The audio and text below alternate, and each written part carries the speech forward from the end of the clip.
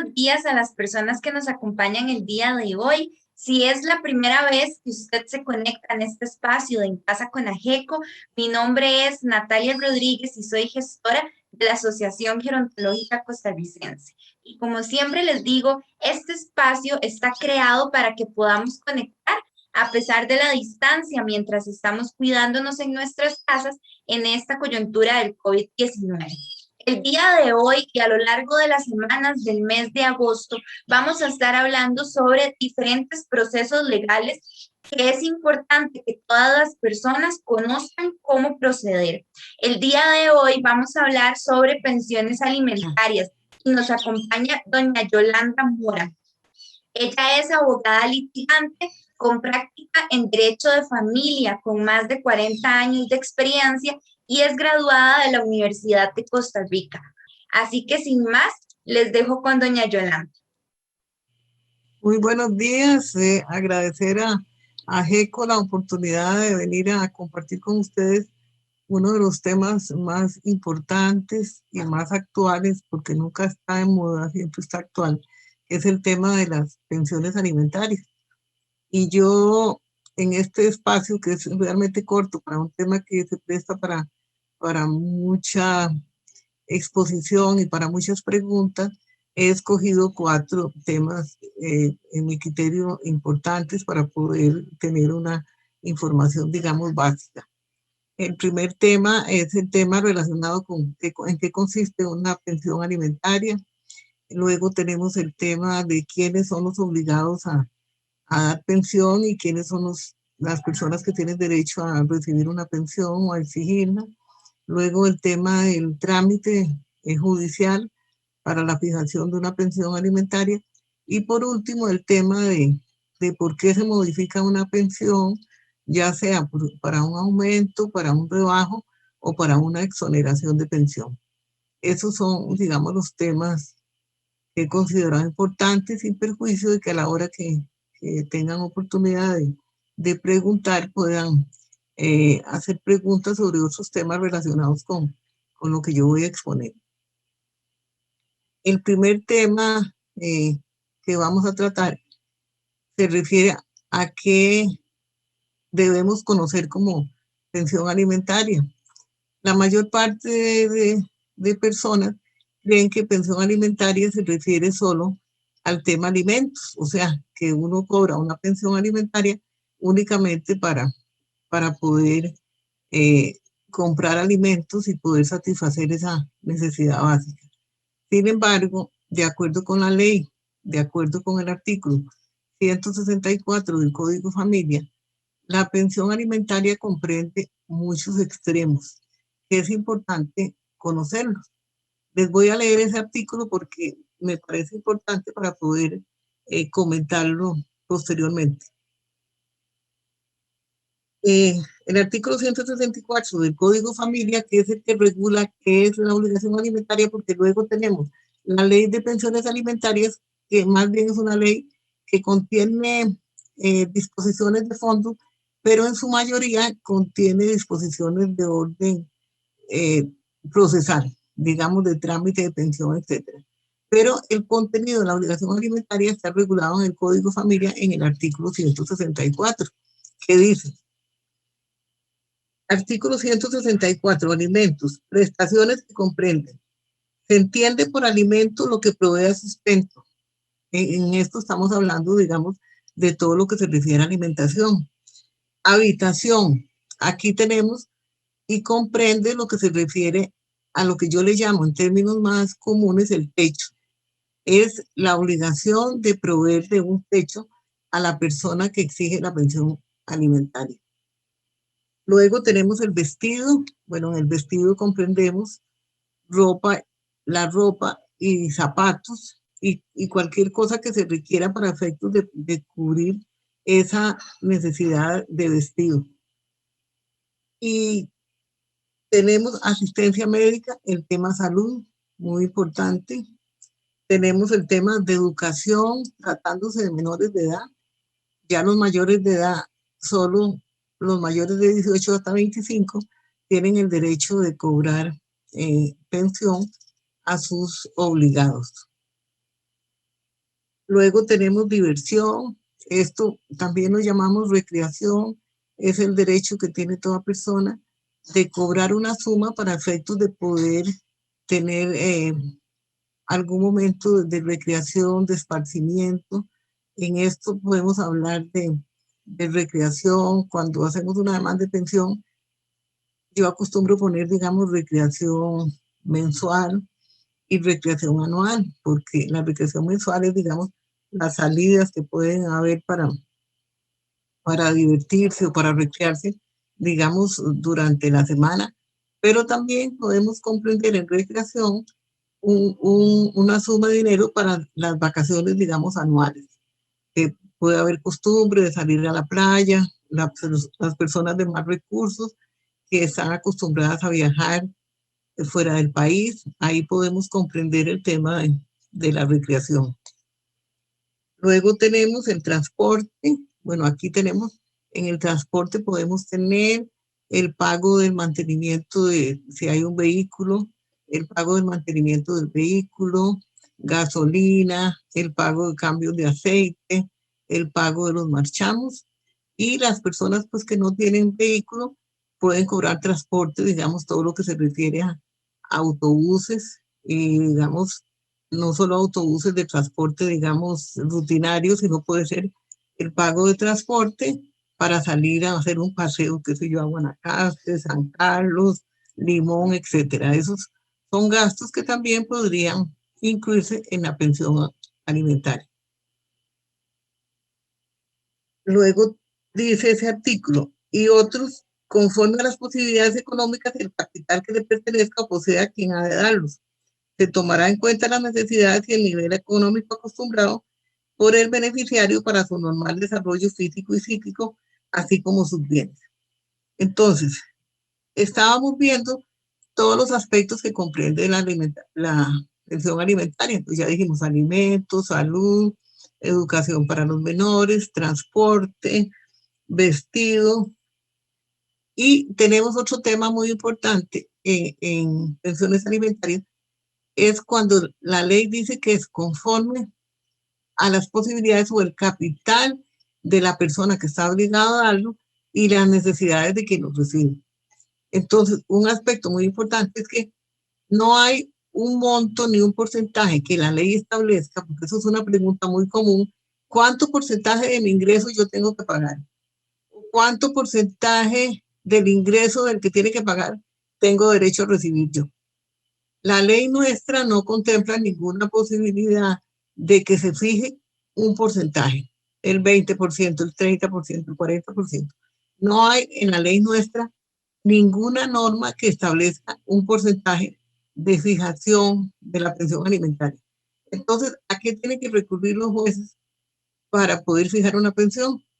Bueno, a las necesidades de la persona que la recibe, porque cada persona yo digo que es única. Cuando yo hago una demanda, yo siempre digo que cada familia tiene un código económico. Lo que se gasta en una familia, que parece que es un gasto necesario, en otra familia podría ser un gasto innecesario. Entonces hay que ver cuáles son las necesidades reales de la persona que va a exigir la pensión, cuánto es lo que gasta de alimentación, cuánto es lo que gasta en medicinas o médicos. Claro, aquí hay que tomar en cuenta que si recibe asistencia de la Caja Costarricense de Seguro Social, pues ese rubro no puede ser tan amplio como de otra persona que está acostumbrada a recibir asistencia médica privada y medicamentos también que los adquiere por su cuenta. Entonces, eso es un factor del que llamamos dependiendo de las necesidades de la persona, por ejemplo, en el rubro salud. Igual ocurre con el rubro de recreación, que depende de otro aspecto que también habla el artículo 164, que es un aspecto al que le podríamos llamar el aspecto del estatus económico, tanto de la persona obligada como el estatus económico de la persona que puede exigir la pensión, porque eso va de acuerdo, digamos, con el nivel social en que se desenvuelve esa persona. Entonces yo siempre digo, bueno, no se le puede exigir lo mismo una pensión alimentaria a una persona que recibe un salario fijo, por ejemplo, un empleado público, un empleado bancario, un empleado de una institución autónoma que tiene un salario fijo, no se le puede exigir la misma pensión que a un empresario que no aparece con un salario, pero que tiene, digamos, tiene una empresa que le produce ganancias, tiene alquileres que le producen rentas, tiene una finca de ganado que le produce ingresos también. Entonces, hay que ver cuál es la actividad a la cual se dedica la persona que está obligada a recibir la pensión, a dar la pensión. Y también depende del nivel también que le haya dado al beneficiario, porque, bueno, hay personas muy espléndidas y muy generosas que le generan un gran estatus a su familia y otros, a pesar de tener recursos, pues no hacen lo mismo. Entonces, a la hora de fijar una pensión, habrá que ver cuál es el nivel social o el estatus que le ha dado ese obligado a la persona beneficiaria.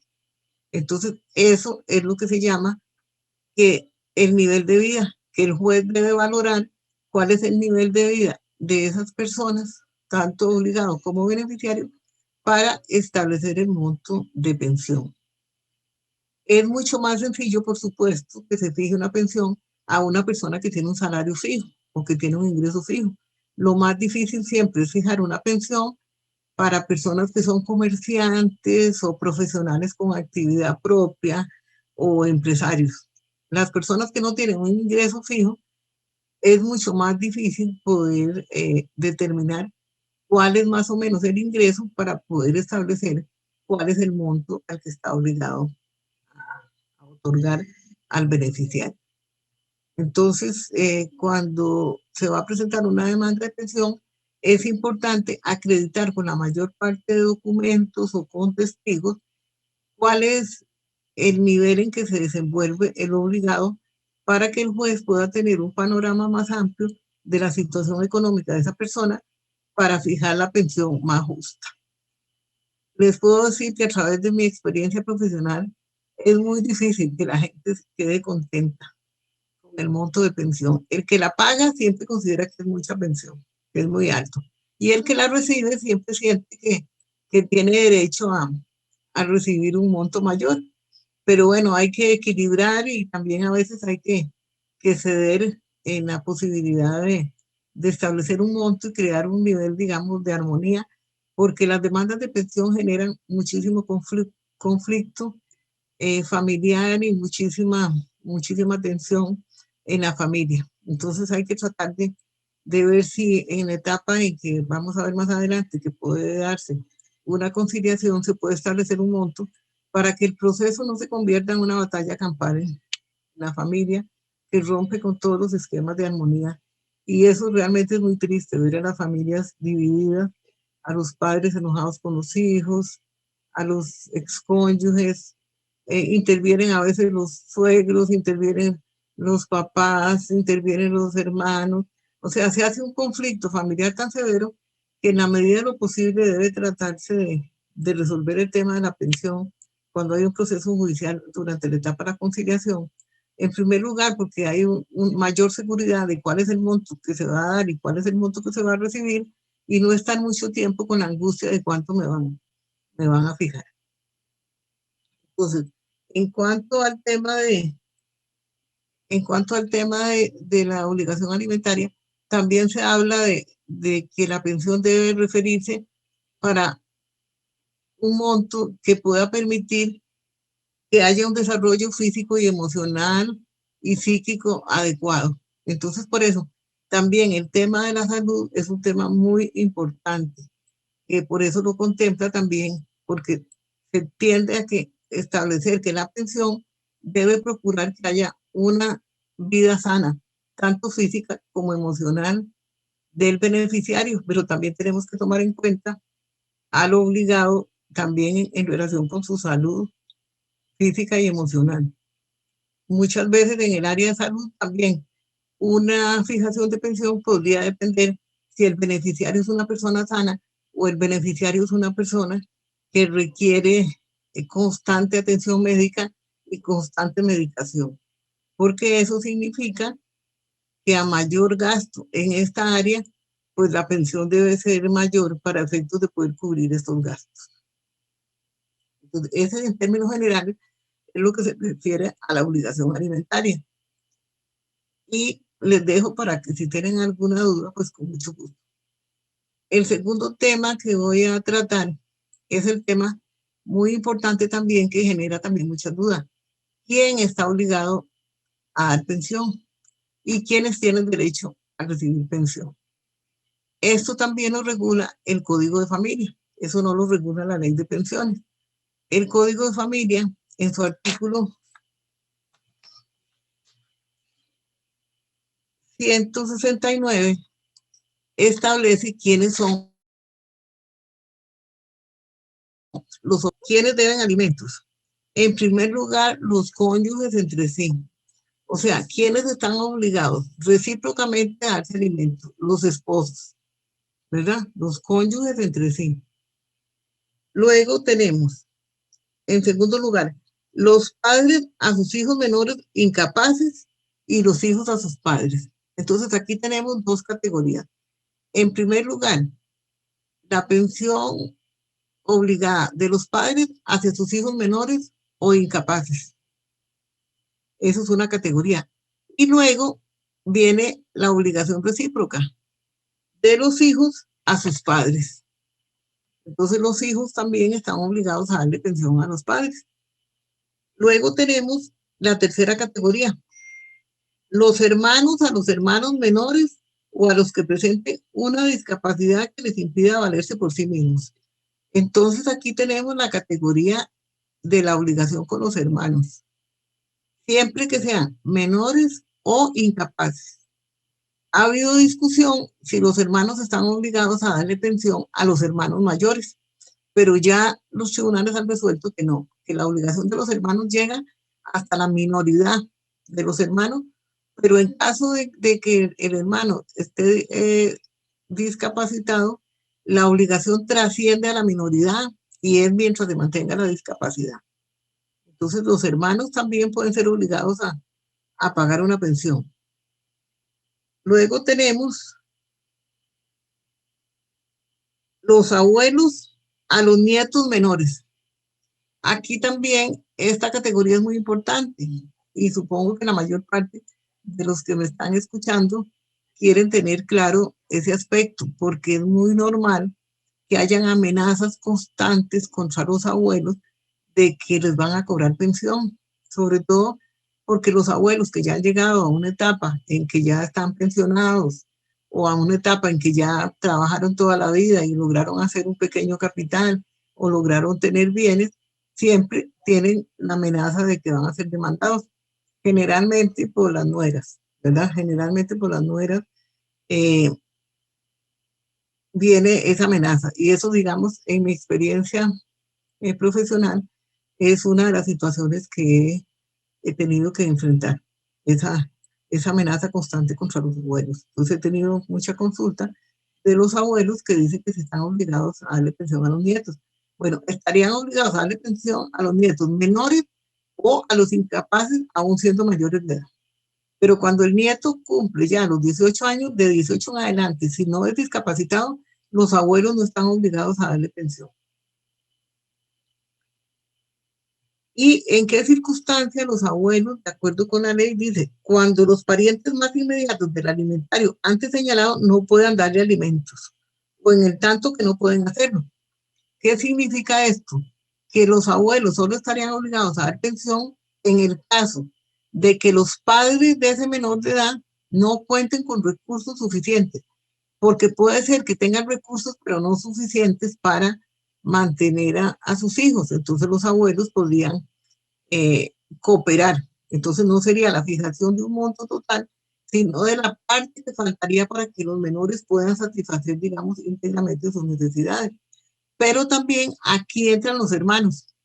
Si los padres o los hermanos pueden dar pensión a estos menores de edad o discapacitados, los abuelos no estarían obligados. Ellos entran en una situación de obligados subsidiarios. Si los padres y los hermanos no pueden dar pensión, entran los abuelos. Pero si los padres o los hermanos pueden, en parte, satisfacer las necesidades del beneficiario, los abuelos no están obligados a dar pensión. Ahora, por supuesto que esto partimos de que se les puede imponer judicialmente una pensión, porque si voluntariamente los abuelos quieren asumir algún tipo de gasto de los nietos, pues nadie se los puede impedir. Yo a veces hago críticas de que los abuelos, por solidaridad con los hijos o porque son muy generosos, a veces empiezan a pagar, por ejemplo, la educación privada de los nietos y luego vienen en una situación, digamos, que tienen un problema de salud o bueno, como la pandemia, que ha habido, digamos, las personas que tienen eh, alquileres, ¿verdad? Ha venido en esta época de pandemia una gran desocupación porque mucha gente perdió el trabajo, a otros le redujeron la jornada, otros se enfermaron, entonces han tenido que desocupar casas, apartamentos, y eso es un ingreso menor en general para los abuelos que tenían los ahorros de su vida que los destinaron a adquirir algunos bienes que les generaran rentas al final de sus días. Y entonces viene el problema de que ya los abuelos tienen una disminución de ingresos y ya no pueden pagar la educación privada de sus nietos.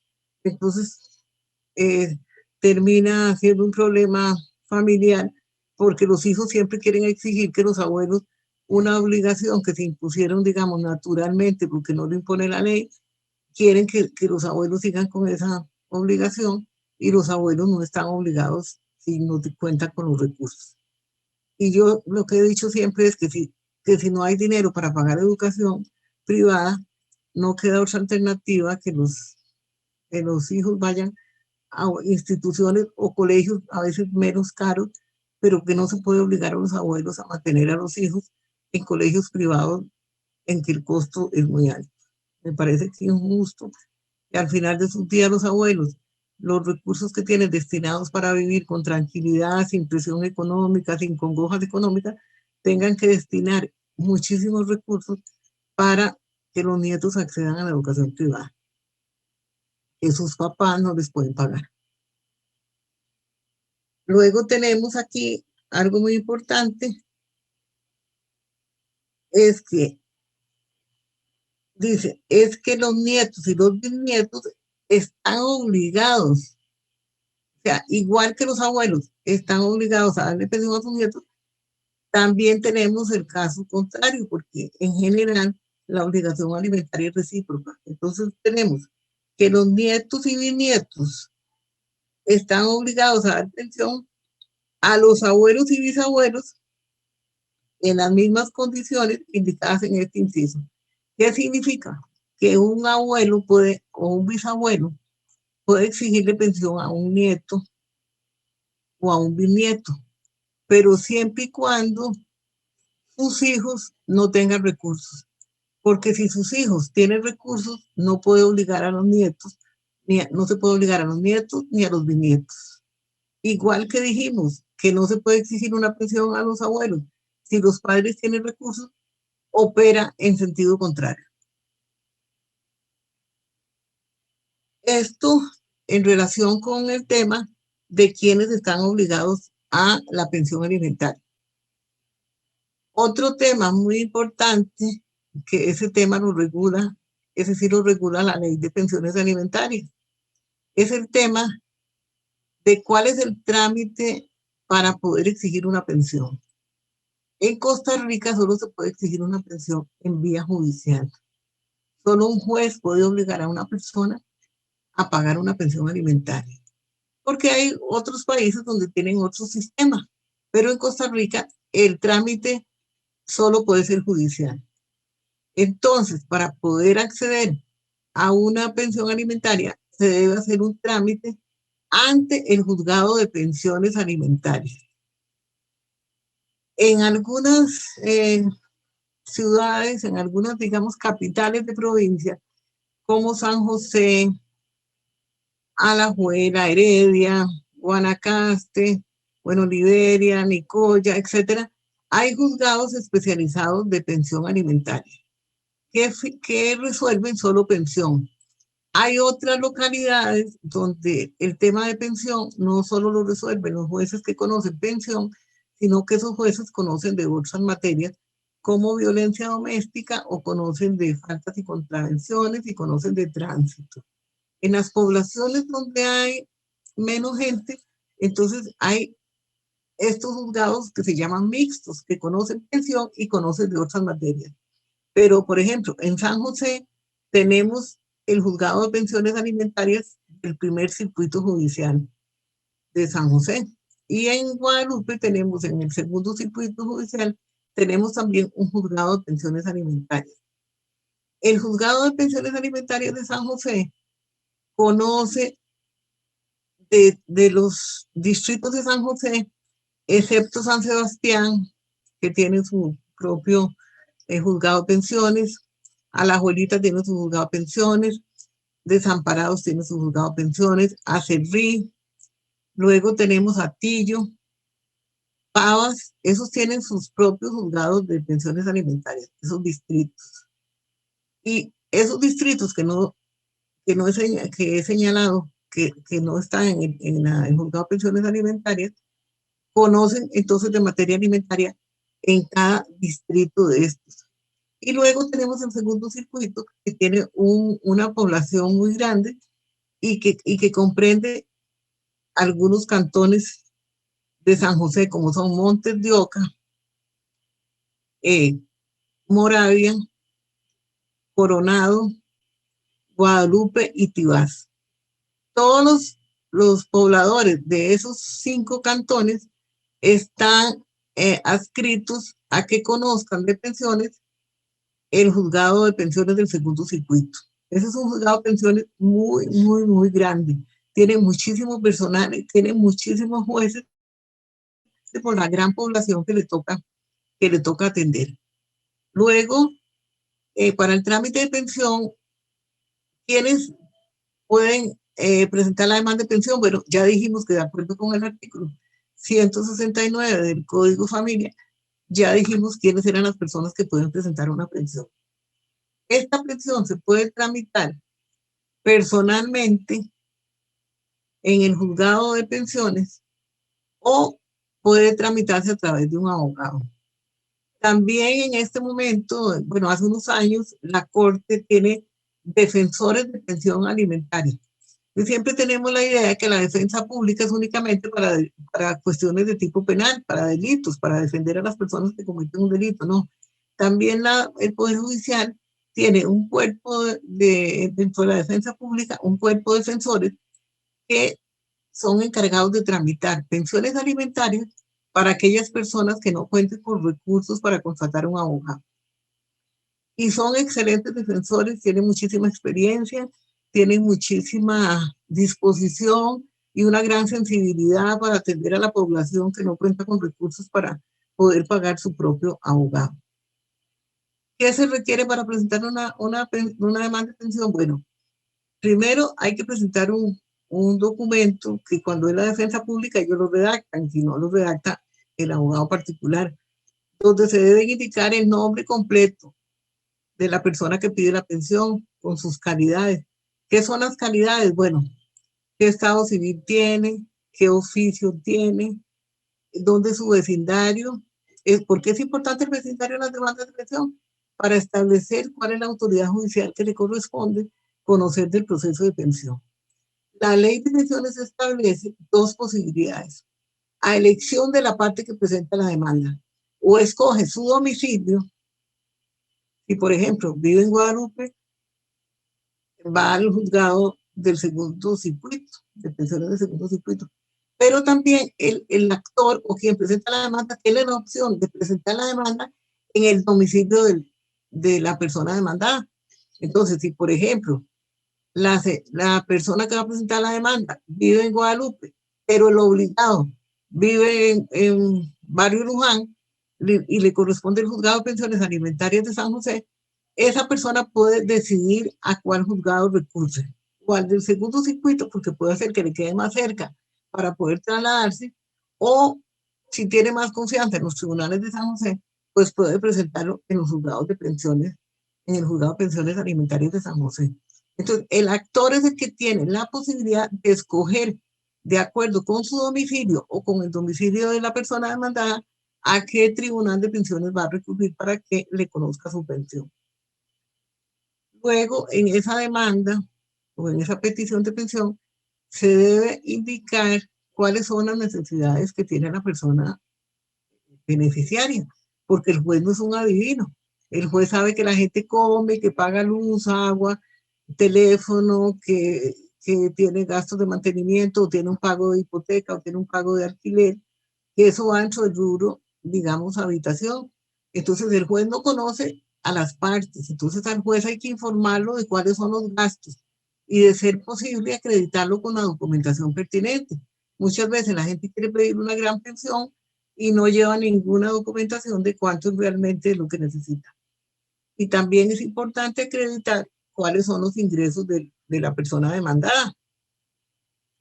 Entonces hay que decirle al juez si es una persona que tiene un salario fijo, que tiene un trabajo que le genera un ingreso ya fijo, por ejemplo, como les decía, que es un empleado público, ¿verdad? Decir, bueno, él trabaja en el departamento financiero del Ministerio de Hacienda y gana aproximadamente tanto, o si es un comerciante, bueno, él tiene un supermercado pequeñito y entonces sus ingresos más o menos pueden andar en tanto.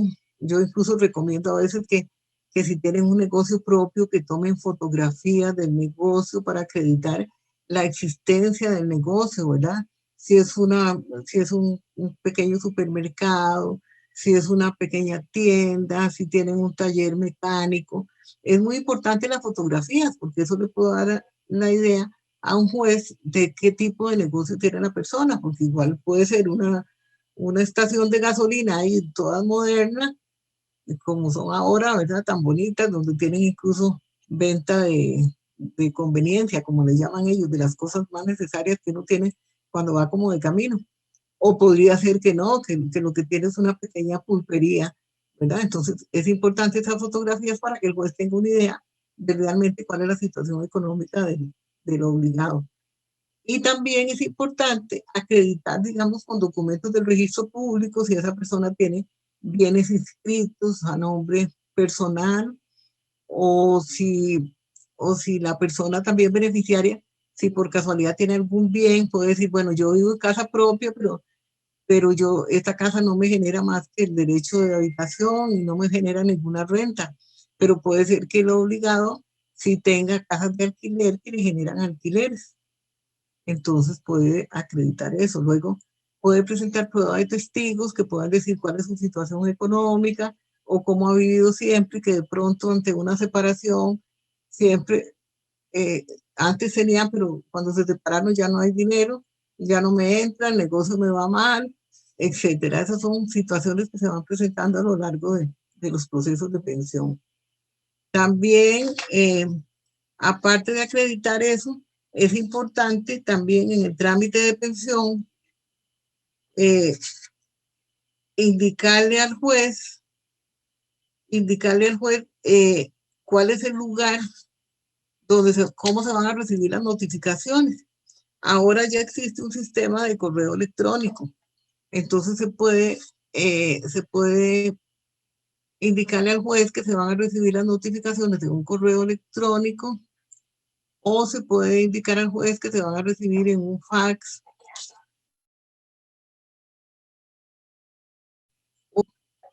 un fax, o hay juzgados donde se puede recibir la notificación en estrados ahí, pero eso es totalmente inconveniente porque usted tendría que estar todos los días en el juzgado para pedir la, la información de cómo va el trámite. Ahora, si es con la defensa pública o con abogado particular, pues cada uno de esos profesionales indica el medio que le conviene más para recibir notificación. Eso, digamos, son los aspectos básicos que debe contener una demanda de pensión. Muy importante recordar la prueba de las necesidades y la prueba de las posibilidades o el capital de la persona que recibe, que está obligada a pagar la pensión. Y luego el último temita que lo voy a tocar así como por encima es el tema de que si la pensión es una cosa que se mantiene como una roca, inconmovible por el resto de la vida. Si esa pensión, ya yo recibí, me fijaron 200.000 colones y yo toda la vida voy a tener 200.000 colones de pensión. No, no es así. La ley permite la posibilidad, de acuerdo con el artículo 173 del Código de Familia, que dice que cuando hay un cambio de circunstancias, la pensión puede variar. ¿Cuáles son esas circunstancias? Bueno, yo tengo más necesidades y necesito que me suban la pensión. El obligado dice, yo me quedé sin trabajo, mi negocio quebró, yo no puedo pagar esa pensión y puede pedir un rebajo. Y luego otras circunstancias en que puede haber exoneración. Por ejemplo, en el caso de los mayores de edad, mayores de 18 que no están estudiando, que no quieren estudiar, los famosos niños, ¿verdad? Que no quieren estudiar, que no quieren trabajar. Entonces la ley permite que el obligado pida un incidente de exoneración. ¿Qué significa exoneración? Que ya no paga la pensión. Por ejemplo, en el caso de los excónyuges, que la persona beneficiaria conviva con otra persona, ya sea una mujer que conviva con otro hombre, que conviva con otra mujer, y entonces el excónyuge pide una exoneración por esa convivencia o en el caso de un nuevo matrimonio de esa beneficiaria. Eso, digamos, en términos generales.